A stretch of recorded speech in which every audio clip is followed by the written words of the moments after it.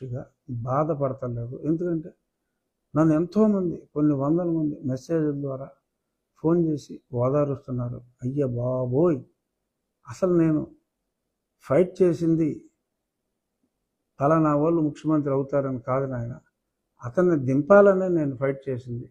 So కాబట్టి నా కోరిక నెరవేరిపోయింది, అంచేత నాకు ఇంకేమీ కోరికలు లేవు అని నేను చెప్పట్లా. కానీ నా కోరిక అయితే ఏదో మంత్రి పదవి ఇంకో పదవి తీసుకోవటం కోసం కాదు. కనుక ఎవ్వరూ నా గురించి బాధపడద్దు. నేను ప్రజలతో ఉంటా, మా పార్టీ తరఫున ప్రజలతో ప్రజాపక్షంగా ఉంటా. జగన్మోహన్ రెడ్డి గారికి చివరిగా నా సూచన ఏంటంటే, you come to the assembly.